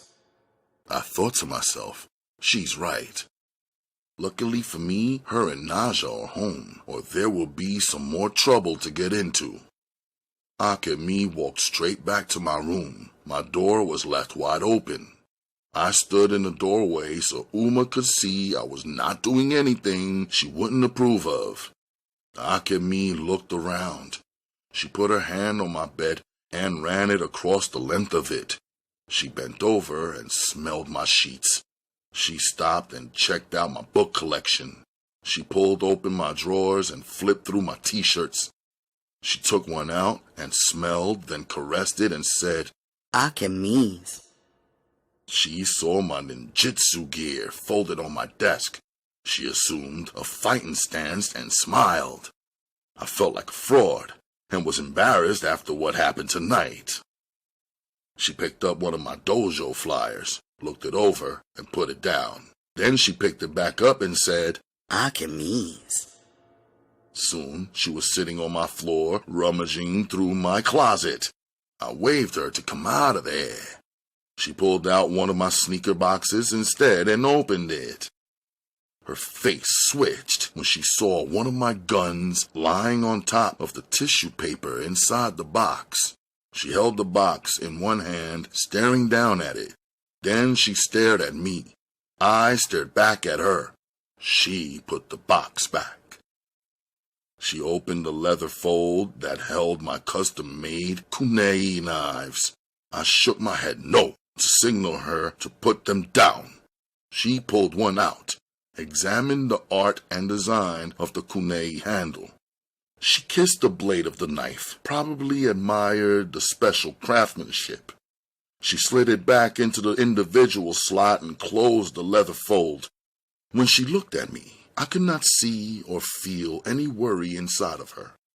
Strangely, all I could see and feel coming from her was a deeper love. She breezed by me smelling like sweetness, holding one of my t-shirts, my dojo flyer, and a couple of other things in her hands. She put her items down on the table in the living room, then joined Naja on the floor, helping her to put together one of her 500-piece puzzles. They both fell asleep on the pillow. Uma did not sleep. She sewed and guarded. When she was finished sewing, she moved Akemi into her room and Naja into hers. She slept in the living room, separating me from my temptation. In the early morning, Uma and I made Fajr prayer together. I asked Allah for forgiveness for what I allowed to happen to Akemi. I wondered if my kissing and sucking on her before the two of us were properly bound in marriage contributed to this situation going all wrong. I thought about it. Then my mind let go of it. There was no way for me to rearrange what was already done. The smell of Uma's breakfast cooking roused Akemi. She looked out of Uma's bedroom door with her bright smile like a sneaky cat. Her right eye seemed even worse. It was half black, half green, with a blob of blood floating in the white of her eye. I felt bad. I didn't know what the day would bring. Uma said, That's the way it heals. It gets worse before it gets better. Soon, it will be gone altogether. We enjoyed breakfast, the four of us. Akemi's fingertips were covered with spices, pickled peppers, and onions. She enjoyed the fish and yogurt and ate cheese and hot bread. When I told her we should be leaving, she was sucking on a slice of green mango. She wasn't moving. She seemed like she wanted to stay. Uma had Akemi looking fine in a newly made wine-colored chiffon mini-dress, the stylish kind she observed that Akemi loved to wear. It was a soft, elegant material that Uma had kept for a long time to use for herself. She cut and stitched it perfectly for Akemi's petite yet shapely body.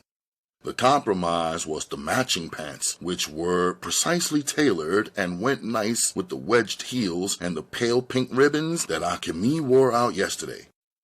Uma threw her heart into that beautiful outfit, even though it was too dressy for this casual day.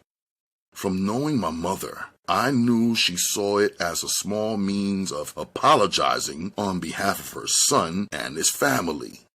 She embraced Akemi, and Naja did too. She handed Akemi one of her shopping bags, which Akemi immediately stuffed with more items she collected from our place. As we left out, Uma surprisingly pulled her pair of black Gucci sunglasses out of her silk robe pocket. These were her nice ones, which she wore long ago when we were in Egypt. She placed them over Akemi's eyes, kissed her cheek, and we left. We rode down the elevator with the drizzle of project churchgoers. It was early enough in the morning that last night's partygoers were still all locked inside of their apartments. We taxied to her house in Queens. She does not look hurt. Her cousin stood up from the curb where she sat waiting for us to arrive. They spoke some. Then Akemi removed her glasses. The cousin gasped, then covered her mouth with one hand. She looked at me suspiciously. However, the peaceful and happy look on Akemi's face contradicted whatever her cousin was thinking. Akemi walked on by and used her key to open the front door. I turned to leave. Akemi said, Please, and waved me in. The cousin looked nervous. Akemi said something brief to her. She says she has something to give you, the cousin said. We all stepped out of our shoes, which we left in the foyer, and into the darkened living room area. Inside, they used the telephone and called their uncle. They both spoke to him. We got away with it, her cousin said to me after hanging up the phone. Next, the cousin called her house to say good morning to her parents who were sleeping late on their day off. Yes, Akemi and I are at Uncle's house now. Akemi wanted to complete some artwork. We'll be here, but don't call back. You know we won't be able to hear the telephone in Akemi's studio. Talk to you later. She took a deep breath. See what you two have turned me into? She asked me. I was grateful to the cousin, but I didn't trust her. She was working too many angles at once. My mind raced ahead. I kept getting the feeling that this might be the last day I would see Akemi because of everything that went down. I did not know what to do to change things for the better. I was already standing in another man's house without his knowledge or permission. I knew I was wrong, yet I was still doing it. Please, Akemi said.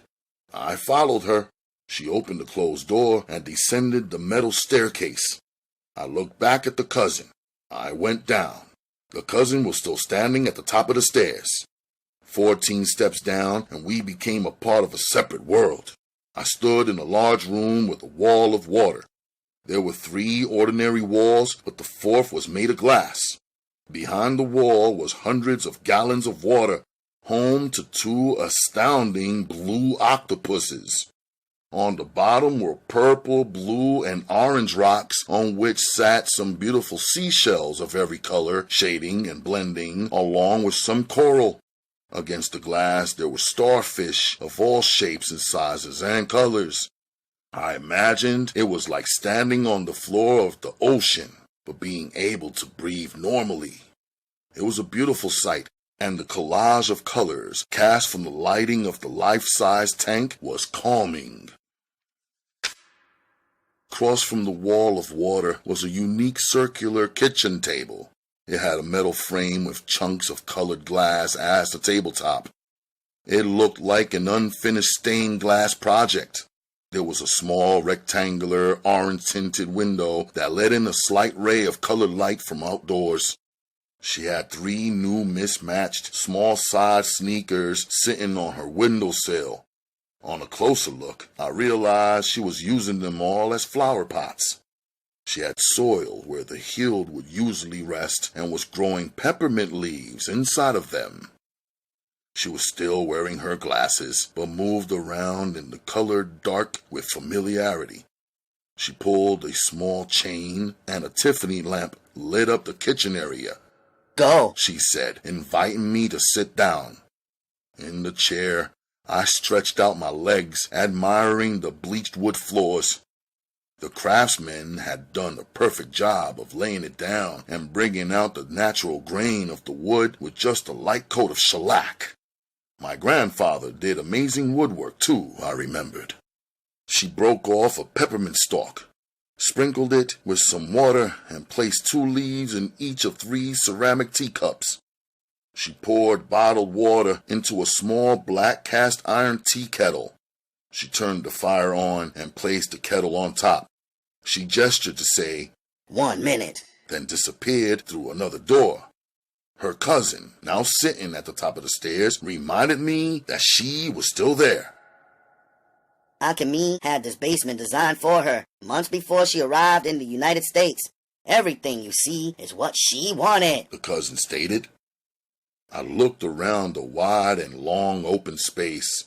There were no walls to separate the kitchen from the living room or bedroom area. In fact, I did not see a bed at all. Instead, I saw a swing. An indoor swing. I had to get up and check it out. The swing seat was made of the same metal as her table frame and staircase. It was sturdy and wide enough to sit, stand, or lay down on. The chains that held it up were heavy metal links. The whole thing was bolted into the cement ceiling. I yanked the chains a bit to see how strong they really were. I guess since I moved out of my chair, her cousin came walking downstairs. She creates on that thing, her cousin said.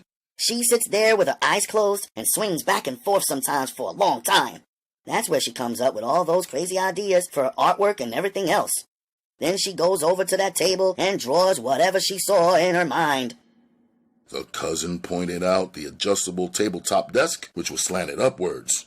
It was a drawing table where there was a large sketch pad, markers, pencils, and small tools, little erasers, protractors, and rulers. Above the table in the cased-in rectangular windows was her book collection. A few Asian history books, Japanese novels, and the rest mostly manga series. Where are her paintings? I asked the cousin. The garage outside was renovated into her art studio. That's where she is most of the time. She works late at night. She works on her big pieces and everything from the Museum of Modern Art show that she has coming up in the beginning of May. I listened to her cousin's careful descriptions and explanations. I knew she had not turned suddenly friendly or forgetful of what happened this weekend. I understood what she was attempting to do.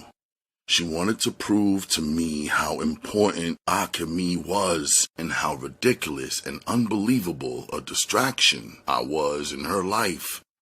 Somehow she thought if she could convince me, maybe I would just do them all a favor and go away. I got the message. How could I miss it? How could I provide all of this luxury for Akemi anytime soon? It would take a lot of hard work, big clients, and big commissions. Akemi returned wearing a tight tee that gathered at her waistline and a pair of blue capris. Her hair was pulled back, fully displaying her bruises, which I felt was her rebellion and her intention. The sunglasses were off. She began pouring the steaming water into the cups. Her sound system was wired to fill the entire basement with music, I noticed. I flipped through her album collection. It was vast and varied. The oldest were her John Coltrane collection and Monk and Miles. She had Donny Hathaway, Al Green, Minnie Riperton, Marvin Gaye, and Roberta Flack. She had Carlos Santana, the Sugar Hill Gang, Full Force, and Eric B. and Rakim.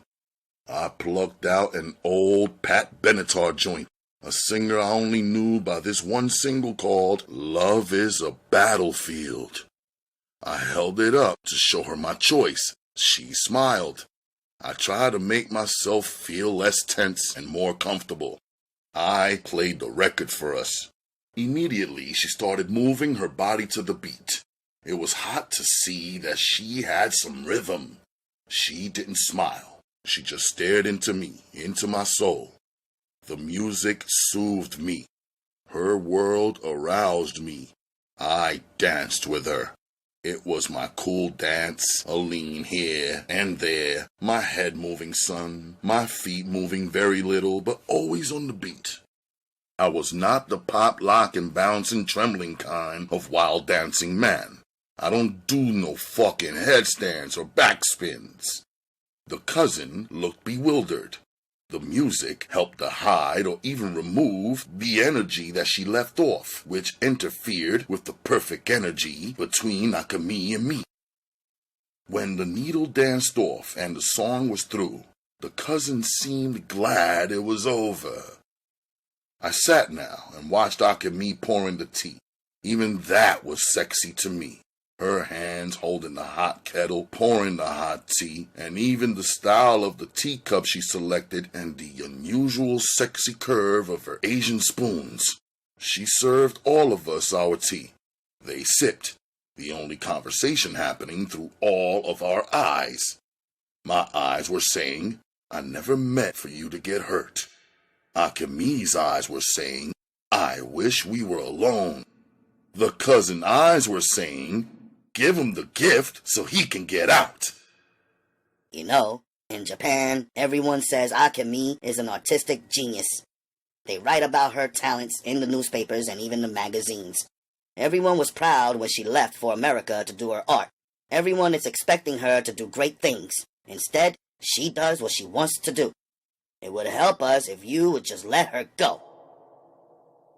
The cousin had finally said it. My face must have revealed my shame and my pain. In Sudan, shame and pride are both too heavy to carry. I was ashamed of letting Akemi get attacked. I was in pain over the thought of losing her. Akemi jumped in, sensing that something was wrong. She exchanged words with her cousin. She was still speaking softly, but she was pushing her words out forcefully. I could feel her anger. Both of them stood up. Akemi pulled her chair around to face me directly. She took her cousin's chair and faced it away from hers so that the cousin will have her back to Akemi and her face to me. I was just sitting there, checking out what they were doing and how they were doing it, wondering how I got myself all involved in this strange situation. What are you two doing? I asked. Akemi has some things to say to you. I will translate, the cousin said, Exasperated, I felt my heart drop. I felt this was it. Her goodbye. Afterwards, it would be like everything unique and special between Akemi and I had never really occurred. Something that could never be forgotten, to be forgotten. Akemi sat down in a chair, so closely facing me that her legs were woven into mine. First my leg, then hers, then mine, then hers. The cousin was on the outside of the two of us. I could see her, but Akemi could not, on purpose. If anyone could have seen the three of us tightly pressed together in such a small space, in such a large apartment, they might have thought we were involved in something bizarre and freaky. Akemi began to speak in her soft, musical, sultry voice. Her cousin began to translate, sucking the nectar out of Akemi's Japanese words and placing them into English for me.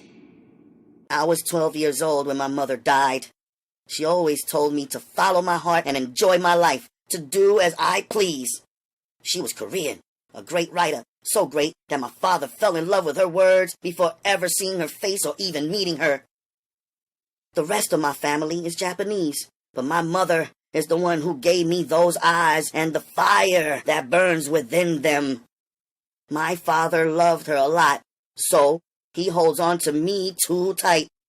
I wish he could see that I am as my mother was. Since he loved the freedom in her, he should love the freedom in me also. My father loves me and my art, yet they keep trying to put out my fire. Without this fire, there is no art. Akemi turned around and shot a mean look at her cousin. If I could catch a snapshot of that mean look, the squinting of her big eyes to half their size and the way they slanted across her profile, she was too much. Akemi jumped up and left the room. Her cousin remained stewing, but eased a little when she saw Akemi return with the gift that was to be given to me so I could get out. Akemi placed the gift, which was inside a Bergdorf Goodman shopping bag, over on the tabletop. Then she walked back over to me and bowed down. Her cousin lost her composure and began screaming at Akemi. Akemi screamed back at her. I stood up as the second girl fight was about to jump off in my presence. She is not even supposed to be bowing down to you, her cousin yelled. The Japanese bow down as a display of respect for their elders. But when people are meeting each other for the first time, she is older, you are younger, so why is she bowing? I didn't have an answer for her. She and Akemi were back at it in their language. Akemi must have won because her cousin dropped back down into the chair. I believed that Akemi must have told her cousin something that she wanted to hear. Even if it was some small concession coming from Akemi, it was good enough for the cousin to jump back into the translator's shoes. Akemi began speaking as she sat down. The cousin translated. Your mother is a goddess, Akemi said. The word goddess swirled around in my head. Muslims do not use these terms to describe human traits. Yet I understood that Akemi was in awe of Uma. So was I. I like your apartment. It is filled with so much love. No one is holding their love back. No one is disguising their love at your place. You three are showing it all the time. I wish I had a mother here to love me the way that your mother loves you in Naja, Akemi said. The cousin reached to the table and pulled the shopping bag down after she translated those last words about Uma. Akemi ignored the bag and continued speaking for her words to be translated. Thank you for taking me to that wedding. I have never seen more beauty and passion in the people. You never told me that the women from your country are so beautiful. At the wedding, I began to wonder why you even bothered about me. No one is like you, Akemi, I answered. Not even your own family, I added. The cousin translated my words to her, I hope. Akemi responded in Japanese to her cousin. Her cousin leapt up and her chair fell down on the floor. I stood and picked it up. Akemi jumped up. They went back and forth. By now, I understood that Akemi had said something else that her cousin did not agree with and refused to translate. Then, all of a sudden, the cousin spit out, Akemi says she wants you to make love to her. Now her eyes were red and tears were welling up in them. But I wish you wouldn't. I knew this was it. It was time for me to go. Look, calm down. I'll leave. Just ask Akemi one last thing. Ask her if she changed her mind about what she said yesterday in the ice cream store. What did she say to you? How could she say it? Her cousin asked me. It's nothing really, I lied. Just ask her for me. I was staring towards Akemi. Akemi's answer came back through her cousin. What if I said to you, yesterday will never change? Akemi said. I looked at Akemi, overwhelmed by her intensity and loyalty. Then I even felt relieved by her forgiveness.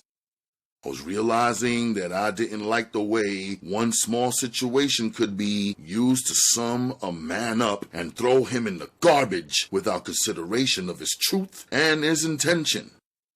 In the Quran, a person's intention is so important.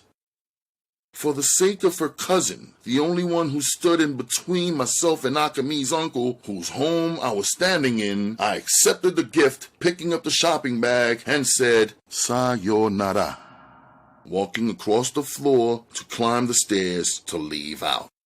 Akemi called out something. I looked back. She was holding a knife in her hand. I dropped the bag and jumped to her. In one quick wave of her hand, she cut her hair off. She stood there, holding a tight fist filled with about 12 inches of hair. Now she only had 1.5 foot of her hair left on her head, shoulder length. She tied the bundle in her hand into a slip knot, as I had once done for her. She tossed the tied bundle of hair across the room, and it fell right into the shopping bag. Word life, I didn't know what the fuck was going on. Was this some Asian tradition or just a woman thing? I don't know. I took the knife from her hand and tossed it to the floor. I pulled Akemi into me and kissed her. She relaxed some and seemed relieved. Maybe she and I were both believing that the other would quit trying. In my embrace, her body felt soft and warm. She was using her tongue to convince me to stay. Her cousin stormed up the stairs. I picked up the shopping bag and followed her and left out before she rang the alarm. The phone call to her uncle, or the real one. Walking out through the Queen's residences, the white sun lighting up the light blue sky, I saw a couple of signs lodged on lawns. House for sale. While my family could not afford even this middle-class New York neighborhood, the for sale signs jarred my memory of the fact that Uma, Naja, and I were supposed to go looking at potential homes today. And I had promised to teach Naja some lessons also. It is family day. Then my mind drifted back to Akemi. After the scene in her basement apartment, I knew that realistically, I would need to have some suitable housing in place soon in case she ended up thrown out of the good graces of her family. Also, because to take a wife, I should have shelter set up for her. I smiled as I thought of how Akemi was saying she liked our apartment in the hood. Maybe Fawzi was right. A woman in love will follow her man even into a mud hut. I apologize for the stoppage, but we gotta take a pause for the cause because I'll need you folks to tune in to the next edition of Ralph Reads. I would like, or rather love, to thank you, queens and kings, fellow royalty, for stopping by.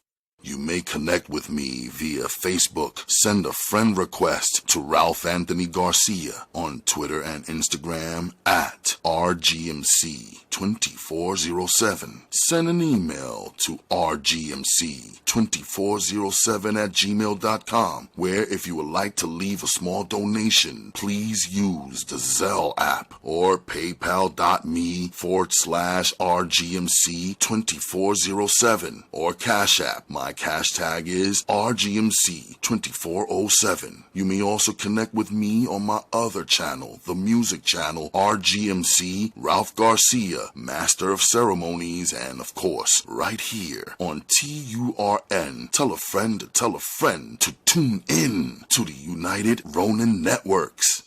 We are Ronin. Fellow royalty, pick up a good book, read a good story, and set your good self free. I appreciate you, and I love you, like cooked food. I will see you folks on the continuation of the story, this Sister Souljah miniseries, on the next edition of Ralph Reads. Remember what you put in the air. Don't be surprised if you find it right there.